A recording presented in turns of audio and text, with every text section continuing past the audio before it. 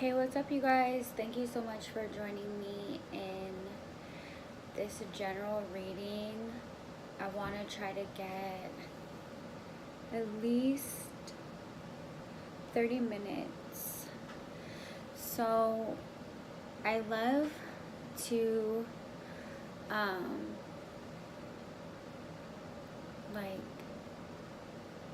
peruse or browse similar readers or like artists in my industry, because I feel like it's very important to include other people in your journey or include other people in your skill or your hobbies. And I came across a couple readers and it just like really hit home for me, as far as like, do you ever wonder if you're the negative energy in the room? Because I wonder. Sometimes I think like, am I the funky one? Because I'm like, I think I'm talking about this person that I keep fighting with, but maybe it's me. So in my meditation, I wanted to meditate with this oil. It's called Dragon's Blood. And it's very healing and protective. It protects you from yourself, sort of like this sabotaging energy, or this just like funky, like, ew, why are you talking about someone else when you should just be talking about yourself type of energy. Or, you know, just if you're arguing a lot, like with your boyfriend, you know, or your mom or your sisters or your friends, or just being that funky person. And I was thinking how sometimes we can get, or because, you know, other people may be perfect, but we can get so wrapped up in like this energetic bubble of, we don't even see ourselves. We're not looking in the mirror and realizing the negative energy is us. And feminine energy is negative naturally. It's water. Water is cold. The ocean is cold. It's a frigid celestial body, and it needs fire to come in and warm it up. You know, she needs her man to come in, and vice versa. You know, we can have that effect. But I was like thinking, I hope I'm not the funky one in the room. So in my 5-minute meditation, it was, let's check where am I at. But I just wanted to really talk about Dragon's Blood. I love Dragon's Blood, and I love the Dragon's Blood, the smell of it. It just smells really good. And so you can meditate with oils in the same way that you can meditate with gemstones and with crystals, or with, you can even write down intentions on a piece of paper and meditate on the concept. I mean, the possibilities are endless. You do not need to have money to meditate. You do not need to have money to become a better person. You do not have to have money to hold yourself in grace. You do not need to have money to reflect on what you represent and worry about who you represent at the end of the day. Worry about your business. Worry about what do you look like to others. It's not narcissistic. Narcissism is thinking everything is about you. So you can get in touch with yourself and say, am I the funky one? And you're not narcissistic. Thinking, am I the funky one, is not being insecure either. It's, I just feel like, you know, sometimes you have to do it when you're alone and just say, am I the funky one? Sometimes you have to go outside and walk around the block and get some fresh air in those lungs, and then come back around and come inside and open the door so you could see what it smells like. You know, this funny little message came to me when I was meditating, and by no means do I have a kitchen. And it was, you know, make sure you let them know today, because they knew I was going to give a reading because I have to keep myself busy. And it was, stop throwing perishables away in the kitchen trash, and stop throwing dirty diapers away in the kitchen. I don't know who that message is for, but there was a time where I used to do that. So maybe it was just somebody being funny. It was a guy being funny. Remember when you used to throw away the perishables in the kitchen trash, and the flies came? It smelled bad. Remember, ladies, sometimes you have to take a brisk walk around the block and come back in, or open the door to your room. Am I the funky one? When was the last time I did some spring cleaning? And we are in spring, so this would be very legit. This would be like too legit to quit, because we're cleaning it up. We're not the funky one. We have our dragon's blood. We're making our own. We're gonna Google it. Let's get creative. We're gonna put water in a bowl and pray over it and pretend like it's dragon's blood and douse it on ourselves, and we're gonna clean up. It works. All right, so with that being said, let's get into this reading. So recently, I know there has been a lot of tower moments. The death card, definitely there has been an ending of a relationship. You know, keeping in the now, keeping in the know with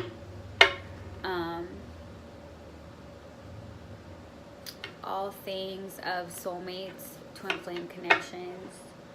I don't know why I've been feeling very emotional lately. I've been feeling like this is sort of a new beginning, new times, but at the end of the day, sometimes it's hard to let go. I feel like there's this energy of like grieving and mourning, and you sort of like want to get into celebrating and being happy. It's spring, you know, we're welcoming. We're supposed to be welcoming like the new beginnings and the new times, but for some reason I just have like this heavy cloud over me, or this like, I can't shake it. And that's what I'm saying with the funky. You know the kind of friends you need? The ones that bring the focus back to yourself. Those are the best friends. When you're talking to your girlfriends and you're making fun of someone, and then they turn around and they're like, excuse me, but you have something in your teeth. Oh, thank you. Whew, humility check. Humility check. So that's just like everything I've been thinking about, you know. Am I the funky one? How good are my friends if they're not keeping me in a state of poison grace? And why is this energy so sad? So let's get into this general reading. This free live, sort of live. I try to do one take.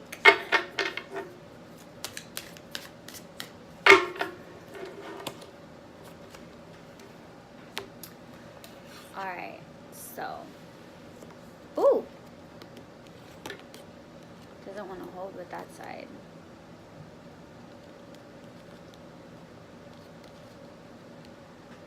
This is the Ace of Swords.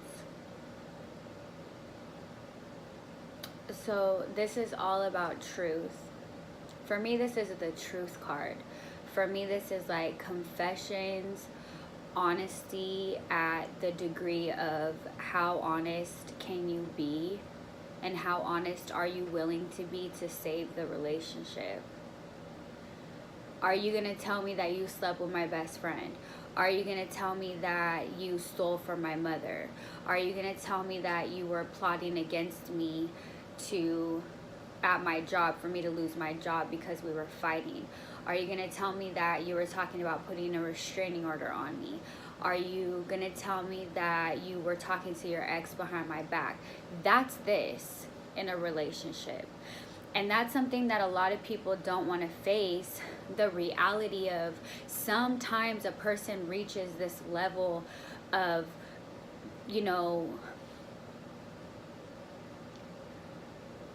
self-respect where they say, I need this honesty from you. I need, no matter how bad it's going to hurt me, I need to know, what are you willing to confess that you need to get off your chest, the guilt that you need to release so that we can be good at the end of the day. And that's sort of like where you see this hand right here. This is the hand of God that's coming in. Don't let me tell it, because I'm not I'm not preaching. This is the symbolism. This is literally coming in. I shall not lie to you. I will not lie to you. And that's not even in vows. I'm going to tell you right now, if I ever was going to get married, that needs to be in the vows for me. I shall not lie to you. I will not lie to you. Over the till death do us part thing, because I'm a fan of sometimes you just gotta. Sometimes that's me being a bird. Sometimes you need to separate. Sometimes you need to separate from the relationship, and you need to just call a spade, but I will not lie to you. What are you willing to tell me, knowing a consequence is divorce, is separation, is judgment, is this karma going to come back to you now that you're confessing? And I'm going to tell you right now, just because you omit a truth from your relationship, or just because you omit a truth, it doesn't save you from consequence. And that's important, because if I can't confess to my man or my siblings or my parents or my coworkers or my friends or my kids, am I even really learning a lesson when it whips around and hits me like, oh, where is this coming from? An omission of truth. So I feel like when this card presents itself, this is telling you divine truth and clarity is entering into your life. This is going to be in the form of justice, although it's going to hurt. It's going to feel painful. It's going to feel like, do I really deserve to know this confession? And there's some people who plug their ears and say, I don't want to know, don't tell me. I don't want to know. But when this card presents itself, this is sort of the cleansing of the relationship can begin, because confessions and the truth that has been omitted is being presented into the situation. And then that's when you ask yourself, how loyal are we to each other? How deep is our bond? How real does the relationship get at this point? Because now you know how careless I have been in the presence of what my actions would do to you, right? Or what my decisions have done and how it made us look as a couple. If I say to someone I want to marry or I want to be in a relationship with, oh, well, I need to confess to you because I have been talking to your friend behind your back and we have went on a couple dates and I liked him more than you, I'm sacrificing the relationship I could have with him, right? Because he doesn't have to forgive me. But the sad truth in all of it is that everyone could already see how stupid he looked because everyone else already knew. So that's sort of like this omission of truth. Like, you think because you're not being honest, or because you're not confessing that I didn't know, or you think because you're not confessing that they don't know, but it's not true. That's why this is the hand of God in the situation, because you will be justified from it. It's not going to be overnight. You're not going to be rescued from or salvaged overnight, and all of a sudden, you know, once you speak the truth out, that all of a sudden, you know, the doves fly out and everything's all gravy. But you will be justified, meaning you should not fear, don't be afraid. The most strong bonds, or where I feel like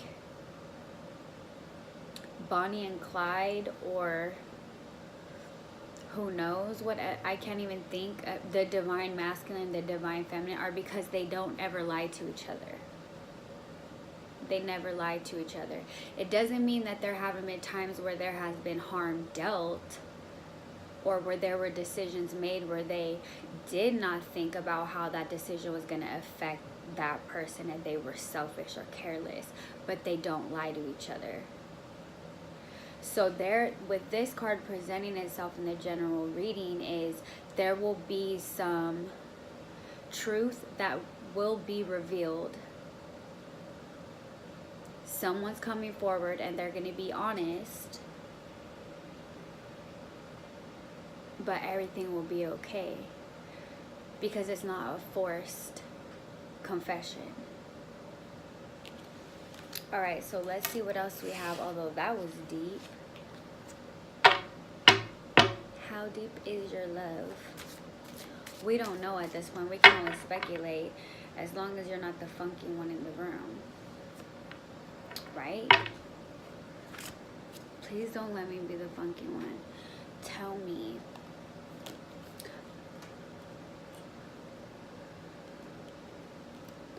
Oh, I'm not going to say that out loud. Sniffer, it's quicker. Don't. No, I'm not going to be able to post this. Alright. Everyone knows this is the contemplation card. This is a reflection card. This is, I have a lot of emotional things I'm dealing with and I need some space. This is, I'm not really sure how to handle the information that has been given to me, and I need some alone time. This is, please understand, because he's sitting here. Pegasus is coming. I love Pegasus. Pegasus is coming. He's gonna hop on Pegasus and he's gonna take off. Even though, again, we have the hand out of thin air that's saying, here, let me relax you, let me comfort you. He's like, I have too much going on. I'm gonna take off, I gotta go. This is a time where we're gonna talk about boundaries with our partners.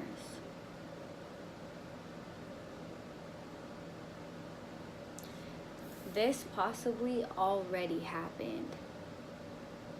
Okay? This possibly already happened. Some information was presented in for whatever reason, and the person who received it said, I'm gonna hop on Pegasus and I'm gonna take off for a little bit, and I need you to understand. This for me is not a boredom card. This for me is not discontent. For me, this is not a bratty card. For me, this is not a spoiled person. For me, this is everything to do with the cards that are next to it. Yes, you can live your life through the common phrase of put your big girl panties on and deal with it.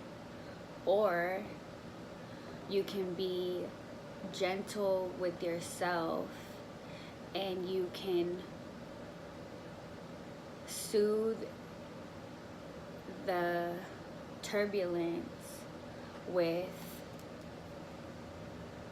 a boundary of, we do not need to keep talking about this. And that's sort of like what I feel with this card, is that we do not need to keep talking about this. For me, this is reflection, it's introspection, I got hit heavy with something I needed to know. Thank you so much for sharing that with me. Thank you so much for clearing the air. Thank you so much for telling me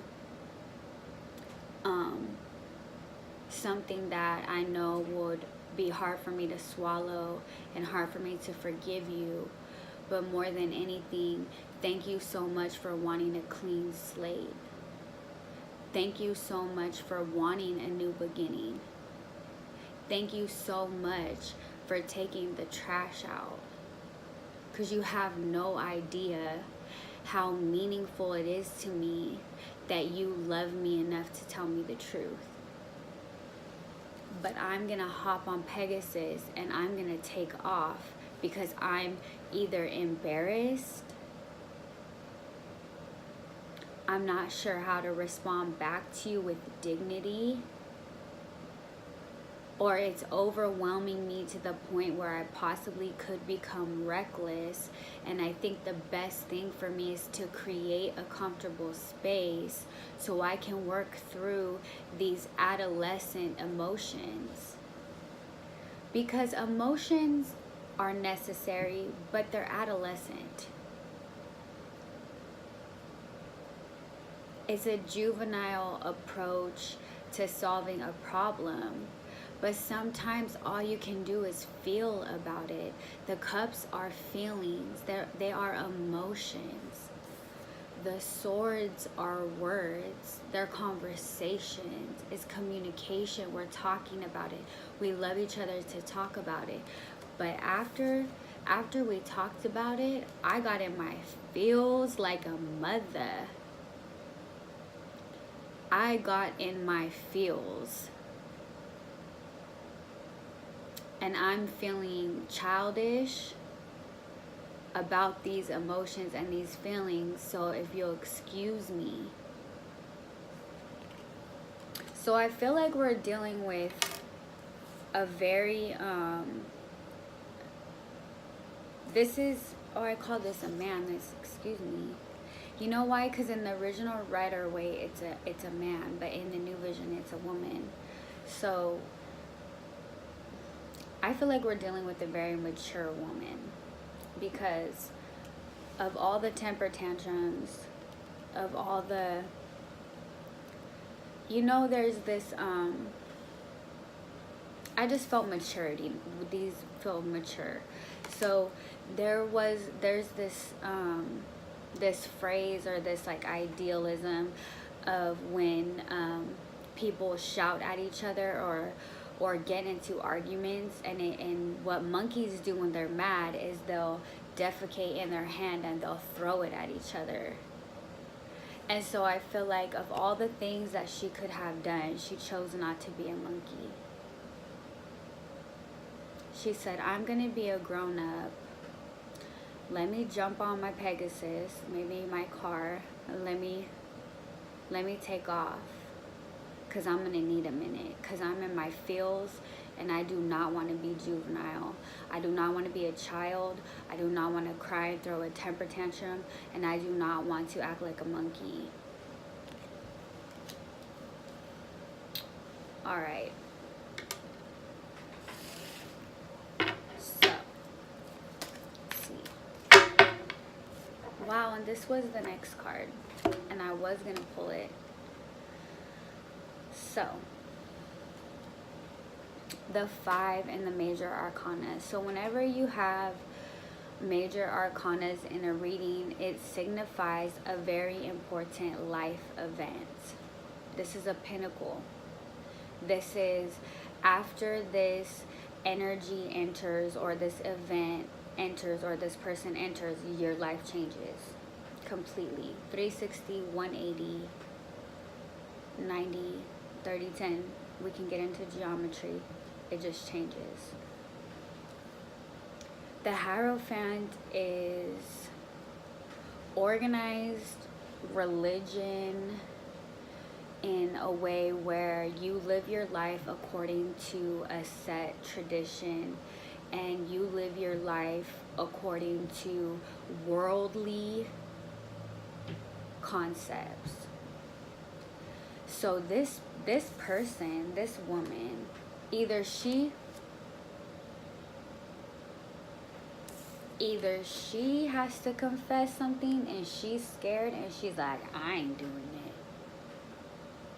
I'm gonna go confess to church, not to you. Or her life is ran by staged morals, meaning whatever you brought to my attention or to my lap, I'm against it because it's against my religious principles.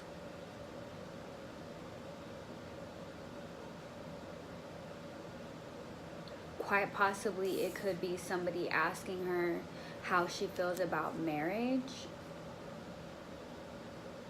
but I'm not feeling that. I'm feeling a moral disruption to her life. There was that morally for her, she can't do it. Whatever was being asked of her morally, she said no, not right now. Whatever was told to her and why it was told to her morally, she said no. It disagrees with my ethics. It disagrees with me morally.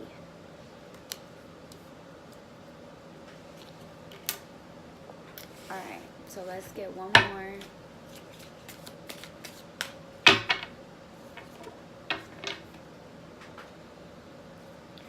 Maybe it'll be two.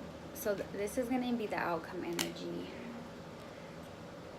Somebody's asking for a serious commitment. That's what she's thinking about. A serious commitment. So for whatever reason, she needs strength. For whatever reason. Truth is flying at her left and right. She's like, oh dang. Now you're talking about forever. You want me to accept a lifestyle that I'm telling you, no way, never gonna happen. She's manages to get through it because this is manageable, meaning no matter whatever. So divorce obviously is not going to be an option for her. Okay, so that's good. Whatever is being presented to her, she manages to get through it. That's the outcome. You get through it with all your hair intact. Nothing's going to happen to you. But this card takes a lot of time, and I feel like the more that she's being rushed by all of these external forces and all this information, where I feel like at this point she is sort of like saying, I don't need to know as much as you feel like I do, because you're getting disrespectful. So now she's in this mode of, I need to just be me for a little bit. I don't know if you understand what that means, but I can still give you this Queen of Wands energy. As everyone wants to be around her. She's an important person. But when this card shows up in a reading for anyone that's going through any type of relationship issues, I always feel like, especially with this card, I always feel like this person needs to be left alone for a little while.